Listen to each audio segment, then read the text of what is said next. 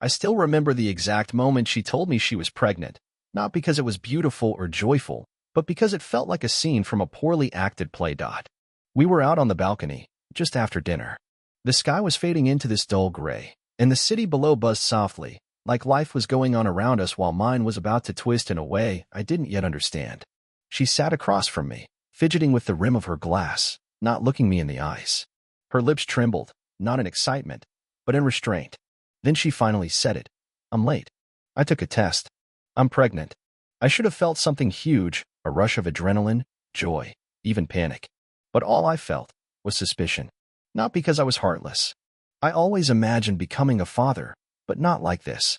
Not from a woman who had been growing more and more distant with every passing week. I looked at her, searching her face for something real, but all I saw was a forced smile. No tears of happiness, no laughter, no glowing eyes. Just nerves, hesitation, and under all of it, guilt. It hit me in the gut like a cold stone. Something was wrong. We hadn't been intimate in weeks. Actually, maybe months if I thought hard enough. I chalked it up to stress, to us falling into a routine, to her mood swinging in ways I couldn't understand anymore. But now, all those excuses I told myself started to fall apart. Because suddenly, she was pregnant, and I was supposed to believe I was the father? Still, I didn't say what I was thinking. I didn't ask the question screaming in my mind. I forced a smile. I said, that's incredible. I leaned over and hugged her. I kissed her cheek. I played the role of a happy man. But inside, my entire world was cracking apart. Because I knew about the odd text messages she'd guard with her life.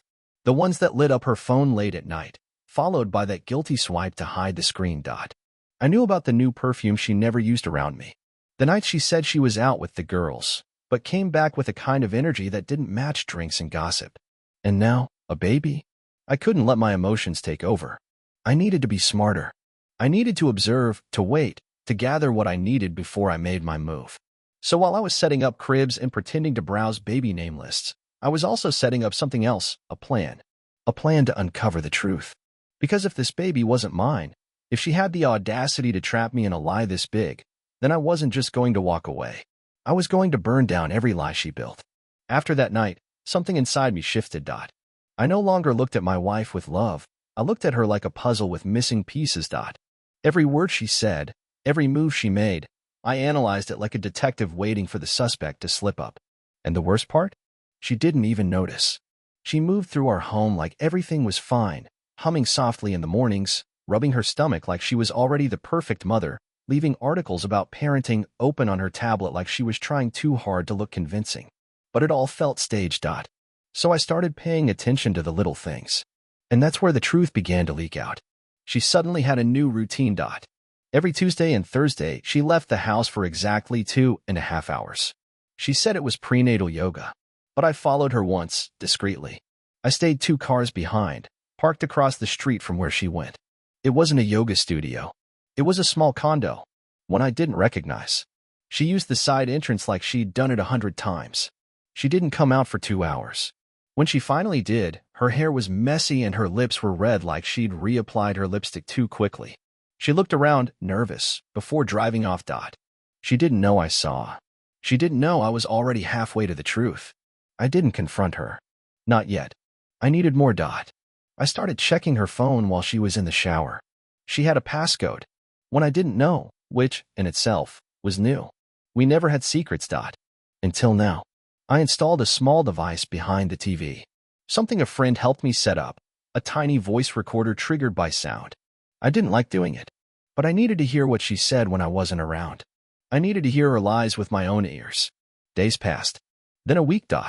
Then finally, one night, while I pretended to be asleep, I heard her whispering. She was on the phone, in the hallway, and what I heard turned my stomach.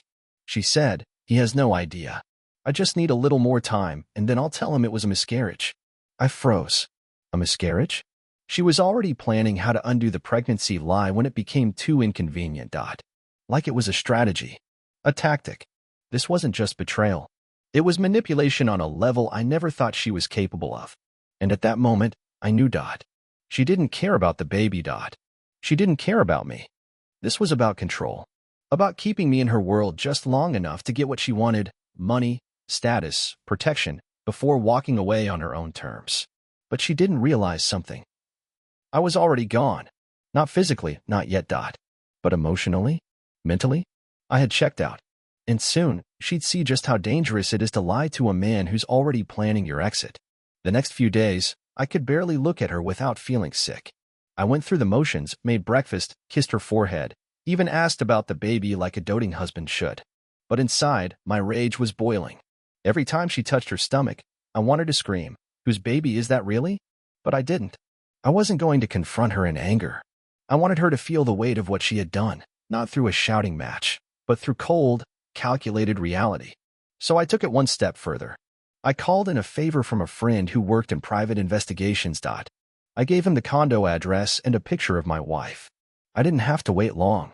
3 days later, I had everything I needed. Photos. Timestamped. Clear as day. Her wrapped around another man's arms, kissing him like she never kissed me, laughing with a freedom I hadn't seen in years. She wasn't just having an affair. She was in love with someone else. The investigator didn't stop there. He followed the man too. Turns out, he had a girlfriend.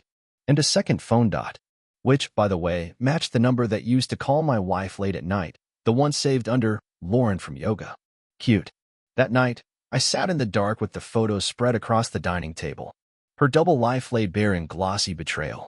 And as I stared at the proof, something inside me went still.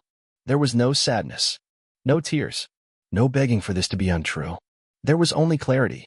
This wasn't a marriage. It was a scam, and I had been the mark. So I began preparing for the end.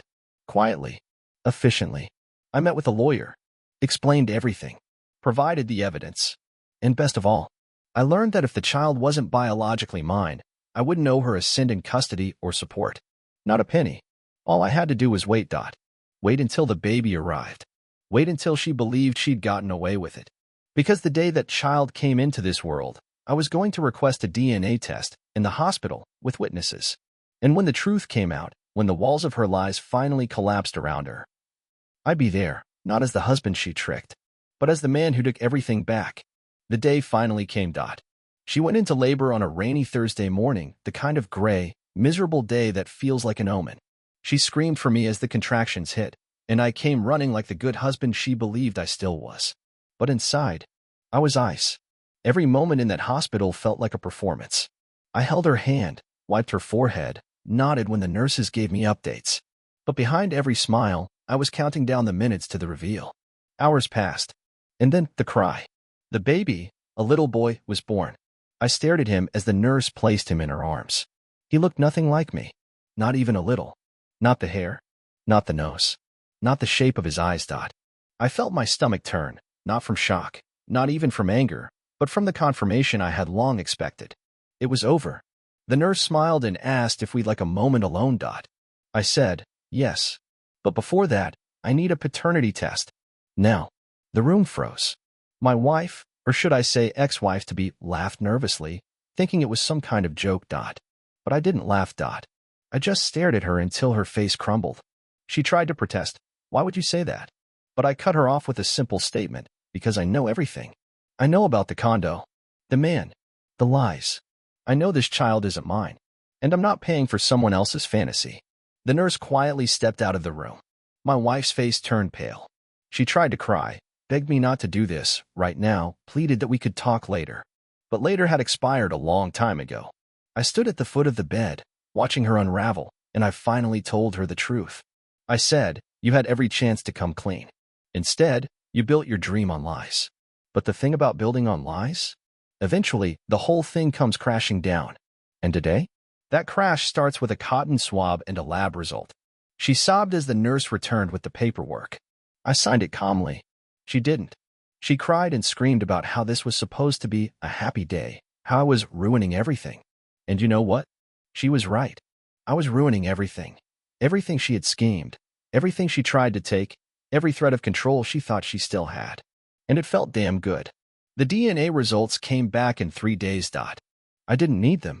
But the universe loves a good punchline, and this one came in a sealed envelope that said exactly what I already knew. 0% probability of paternity. I didn't call her. I didn't send a message. Instead, I walked into our house, my house, with a lawyer and a locksmith. She was there, holding the baby, trying to act like nothing had happened. The second she saw the envelope, her face dropped. And then I dropped the hammer. I'm filing for divorce. Effective immediately. You have 48 hours to vacate the property. She blinked like she didn't understand English. You can't just throw me out. We're married. I slid the document across the table. No. We were married. Until you cheated, lied, and tried to scam me into raising another man's child. You gave up this marriage the moment you let someone else into your bed. She tried to argue. She tried to cry. She tried everything. But I wasn't that same man she fooled for so long. I had receipts. I had proof. And I had a lawyer standing 5 feet behind me, already recording everything. I reminded her that the house was purchased under my name, that the prenup she once laughed at now saved me from paying her a single cent, and that because the child wasn't mine, she had zero legal leverage.